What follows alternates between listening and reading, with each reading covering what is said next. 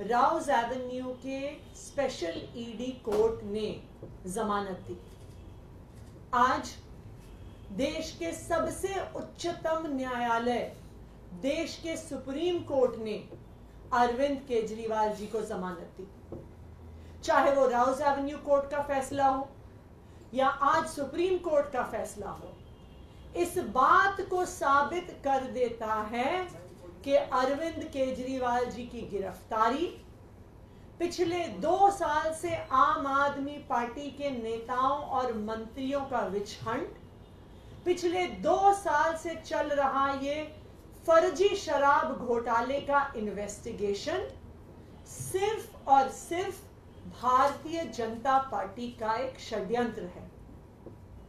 Bharatiya Janata party आम आदमी party का, दिल्ली सरकार का, दिल्ली के लोगों का काम रोकने के लिए साजिश रच रही है और इसीलिए उन्होंने दिल्ली के चुने हुए मुख्यमंत्री को एक फर्जी केस में बिना किसी सबूत के जेल में डाल दिया। राउज एवेन्यू कोर्ट ने जब अरविंद केजरीवाल जी को जमानत दी थी तो बहुत स्पष्ट तौर पर कहा, और एक बार नहीं बार बार कहा, कि इन्फोर्समेंट डायरेक्टोरेट के पास अरविंद केजरीवाल जी के खिलाफ कोई सबूत नहीं है। उन्होंने यह भी कहा कि ईडी इस केस में एक बायस के साथ एक्ट कर रही है। ये कोर्ट के शब्द हैं, ये हमारे शब्द नहीं हैं। आज राउज एवेन्यू कोर्ट के उस फैसले पर सुप्रीम कोर्ट ने भी मोहर लगा दी और अरविंद केजरीवाल जी को ईडी के मुकदमे में जमानत दे दी। लेकिन भारतीय जनता पार्टी को यह पता था, उनको पता था कि राउज एवेन्यू कोर्ट से जमानत मिल गई है, उनको पता था कि सुप्रीम कोर्ट से भी जमानत मिल जाएगी। इसीलिए उन्होंने एक और षड्यंत्र रचा और सुप्रीम कोर्ट में जिस दिन अरविंद केजरीवाल जी की जमानत का केस आना था, उससे पिछले दिन अपने एक और राजनीतिक हथियार सीबीआई से अरविंद केजरीवाल जी को गिरफ्तार करवा लिया। क्यों किया गिरफ्तार सीबीआई से? सिर्फ और सिर्फ इसलिए गिरफ्तार करवाया कि अगर ईडी के केस में जमानत मिल गई तो अरविंद केजरीवाल जी बाहर आकर 10 गुना स्पीड से दिल्ली के लोगों का काम करने लग जाएंगे। और भारतीय जनता पार्टी का षड्यंत्र रुकता नहीं है, इसलिए सीबीआई के केस में अरेस्ट किया। मैं आज भारतीय जनता पार्टी को यह कहना चाहती हूं कि इस देश के एक के बाद एक हर न्यायालय ने आपके षड्यंत्र का पर्दाफाश किया। एक के बाद एक न्यायालय ने कहा है कि अरविंद केजरीवाल जी के खिलाफ सबूत नहीं है और आज एक के बाद एक हर न्यायालय अरविंद केजरीवाल जी को जमानत दे रहा है। मैं भारतीय जनता पार्टी को यह कहना चाहूंगी कि अपना घमंड खत्म करिए, अपना अहंकार खत्म करिए और बाकी पार्टियों के खिलाफ, लोकतंत्र के खिलाफ षड्यंत्र रचना बंद करिए। सत्य परेशान हो सकता है लेकिन पराजित नहीं हो सकता। अरविंद केजरीवाल की ये जमानत आज पूरे देश के सामने ये साफ कर देती है कि अरविंद केजरीवाल सत्य के साथ खड़े थे, खड़े हैं और खड़े रहेंगे। अब मैं चाहूंगी कि संदीप जी और सौरभ जी अपनी बात रखें।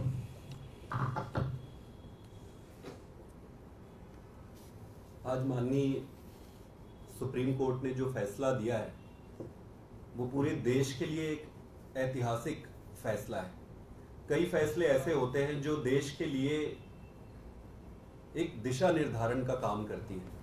आज जो फैसला आया है वो बड़ा स्पष्ट कर देती है कि जो तथाकथित शराब घोटाला भारतीय जनता पार्टी द्वारा जो रचित है वो पूरी तरीके से सुप्रीम कोर्ट ने उसको ध्वस्त कर देता है। सुप्रीम कोर्ट में जाने से पहले इस पर special court, PMLA special court का ऑर्डर आया था। उस ऑर्डर को पढ़ने पर किसी भी व्यक्ति के मन में ये संदेह नहीं रहेगा कि भाई ये केस क्या है। उस ऑर्डर में 3-4 चीजें बड़ी स्पष्ट लिखी हुई है। पहला कि कोई पैसे का लेन देन नहीं हुआ है। दूसरा, पैसे की कहीं एक चवन्नी की बरामद नहीं हुई है। तीसरा, अरविंद केजरीवाल जी का और पार्टी का दूर दूर से किसी चीज में कोई नाता ही नहीं है। जब करप्शन ही नहीं है, इस पे तो नाते का सवाल ही नहीं है। और सबसे इंपॉर्टेंट चीज कि उसमें ईडी के इंटेंट को, ये मार्क करने वाली बात है, कोर्ट के ऑर्डर में ईडी के इंटेंट पे बड़ा क्वेश्चन मार्क लगा है कि ईडी जो है बड़े एक मैलिफाइड इंटेंट के साथ काम कर रही है। ये बहुत बड़ी बात है। जब कोई एक एजेंसी अपने खोटे नियत के साथ किसी पक्ष के साथ व्यवहार करती है तो वो बहुत गंभीर विषय हो जाता है। स्पेशल कोर्ट के बाद मुद्दा आज सुप्रीम कोर्ट में आया। सुप्रीम कोर्ट में एक बड़े प्रश्न पर विचार किया जा रहा था, और बड़ा प्रश्न क्या था? वो बड़ा प्रश्न ये था कि क्या ये पूरे का पूरा अरेस्ट ही इलीगल है? तो कोर्ट ने अपने तरीके से अध्ययन करके इसको बड़े बेंच के पास भेजा है। जो भी होगा वो देश के लिए अच्छा ही होगा, दिशा निर्धारण होगा आगे। लेकिन कोर्ट ने इंटरिम बेल ग्रांट किया है अरविंद केजरीवाल जी को। अब आपको ये समझना होगा कि पीएमएलए में जब सारे तथ्य और साक्ष्यों को देखकर सभी सबूत ये जो दिए हैं उसको एग्जॉस्ट करने के बाद ही ऐसे इंटरिम बेल या बेल दिए जाते। तो मेरा ये सबमिशन है भारतीय जनता पार्टी से कि हर कोर्ट में आपको मुंह की खानी पड़ रही है, और ये केस सिर्फ आपके द्वारा रचित एक सर्कस है। तो इस सर्कस को बंद करिए। देश का और जनता का और खास करके दिल्ली की जनता का समय व्यर्थ ना करें। नरेंद्र मोदी जी ने, अमित शाह जी ने और भारतीय जनता पार्टी ने इस देश को एक ही चीज दिया है। हर व्यक्ति का हर कार्यकाल की एक देन होती है कि भाई इसने क्या दिया, इसने क्या दिया, इसके कार्यकाल में क्या मिला। तो भाजपा के मोदी जी और अमित शाह के कार्यकाल में एक ही चीज मिला है उस देश को, और वो है ये तानाशाही की ऐसी व्यवस्था जिसमें जिस राजनीतिक दल और राजनेता को ये सामने से हरा नहीं सकते या उनका सामना नहीं कर सकते, उनको गलत तरीके से, फ्रॉडुलेंट तरीके से षड्यंत्र करके जेल में डालना या उनको फंसाना, इसको बंद करना चाहिए। देश का बहुत समय वेस्ट हो रहा है। हमें नई राजनीति करनी है, देश को आगे लेकर जाना है। हम सब मिलकर जब अच्छी राजनीति करेंगे तभी देश आगे बढ़ेगा। मेरा ये फिर से रिक्वेस्ट है माननीय प्रधानमंत्री जी से और अमित शाह जी से कि ये गंदी राजनीति से बाहर आइए और अच्छी राजनीति करिए। मैं चाहूंगा कि सौरभ जी भी थोड़ा सा इस पर अपनी विचार रखें। आज जो सुप्रीम कोर्ट की double bench justice Sandeep Khanna, justice Dipankar Datta की बेंच ने जो सुप्रीम कोर्ट की छुट्टियों से पहले अपना ऑर्डर रिजर्व किया, उसको आज उन्होंने सुनाया। उसके अंदर सुप्रीम कोर्ट के सामने ये सवाल थे कि अगर ईडी पीएमएलए एक्ट के अंडर सेक्शन 19 अरेस्ट करती है और अंडर सेक्शन 45 कोर्ट उसके अंदर बेल की बात सोचता है, तो सेक्शन 19 के अंदर जब ईडी जो एक एजेंसी है वो अरेस्ट करती है तो उसका जो डिसीजन है वो सब्जेक्टिव है, ऑब्जेक्टिव नहीं है। कोई तय सिद्धांत नहीं है किस पे वो अरेस्ट कर रहे हैं, और वो सेक्शन 19 बेसिकली उन अफसरों की ओपिनियन है। तो अगर किसी कानून के अंदर बेल के प्रावधान इतने सख्त हैं जितने सेक्शन 45 में है, तो उसमें अरेस्ट का थ्रेशोल्ड भी हाई होगा। ऐसा नहीं हो सकता कि आप बात बात पे अरेस्ट कर लें और फिर बेल ना दें। अगर बेल आसान है किसी कानून में तो उसमें अरेस्ट भी आसान होती है, और अगर कानून में बेल मुश्किल है तो उसमें अरेस्ट होने भी, क्या लगा लो, कनेक्टेड तो है नहीं, इसको बिना कनेक्ट करे कर लेंगे। सर लाइव चल रहा है। तो बेल के सिद्धांत ये है कि अगर बेल मिलना किसी कानून के अंदर कठिन है तो उसके अंदर अरेस्ट का थ्रेशोल्ड भी हाई होना चाहिए।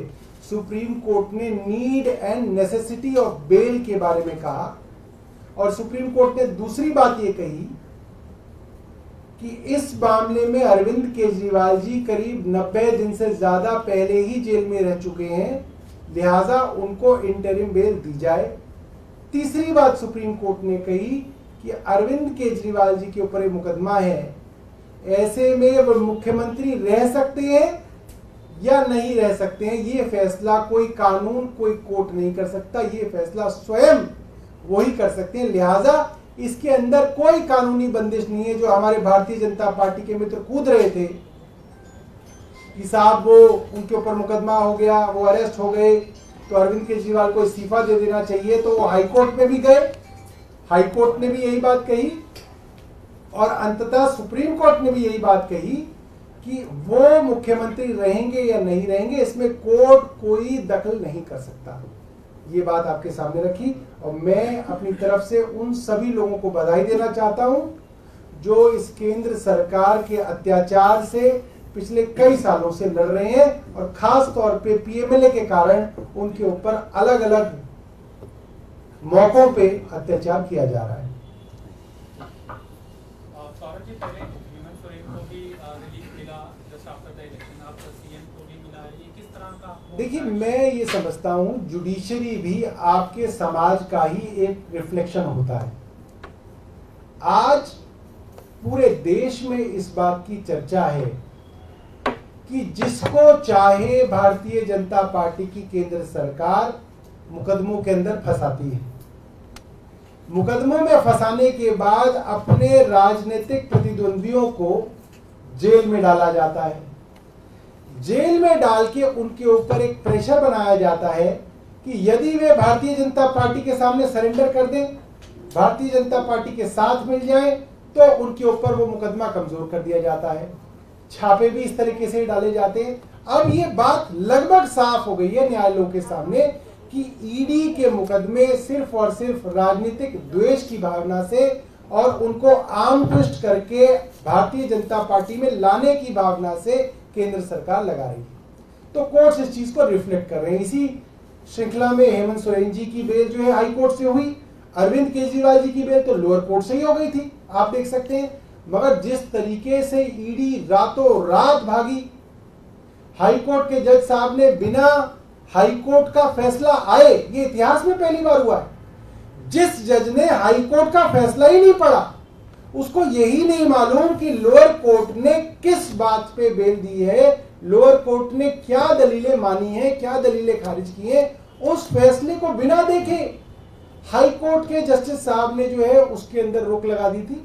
तो वो भी जो मैसेज जो है मुझे लगता है पूरे समाज और जुडिशरी में गया है और ये बात साफ है कि केंद्र सरकार एक विच हंटिंग कर रही है। लेकिन अभी सीएम बाहर नहीं आ पाएंगे 17 जुलाई को। देखिए, वो तो आतिशी जी ने भी बताया। करेगा उनकी देखिए, बार बार पहले सुप्रीम कोर्ट ने इंटरिम बेल दी, पीएमएलए में मिलती नहीं है, उन्हें मिली। फिर लोअर कोर्ट में न्याय बिंदु जी ने उनको बेल दी। अब देश की हाईएस्ट कोर्ट ने उनको इंटरिम बेल दे दी। आप इस बात को समझिए, जैसे ही न्याय बिंदु जी ने अरविंद केजरीवाल को ईडी के मामले में बेल दी थी, ये बात केंद्र सरकार को समझ में आ गई थी कि अब गई भैंस पानी में, अब अरविंद केजरीवाल बाहर निकलने वाले हैं। इसीलिए सीबीआई जो है रातों रात अरविंद केजरीवाल के यहाँ गई, तिहाड़ के अंदर उनको उन्होंने अरेस्ट किया।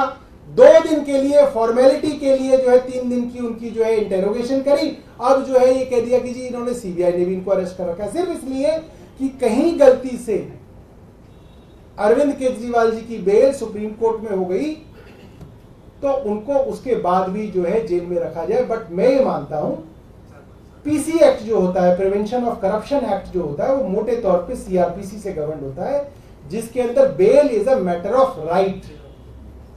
इस सीबीआई की बेल के अंदर सीबीआई को साबित करना पड़ेगा कि इनको जेल में क्यों रखना है। ईडी और पीएमएलए के मामले में जो एक्यूज होता है उसको साबित करना पड़ता है कि मैं बेकसूर हूं। तो इसके अंदर जो बर्डन ऑफ प्रूफ है वो सीबीआई के ऊपर है और मुझे लगता है सीबीआई में तो बहुत सारे जो एक्यूज हैं एक्साइज केस के अंदर, उन सबको बेल मिल रखी है। वो सिर्फ पीएमएलए के अंदर जो है उनको बेल नहीं मिली थी, जिसकी वजह से वो जेल में थे। तो it's a matter of I think some time कि ये सीबीआई की बेल के अंदर जब मामला आएगा तो हमें उम्मीद है उनको बेल मिलेगी और अरविंद केजरीवाल जी दिल्ली के लोगों की सेवा करने वापस जो है लौटेंगे।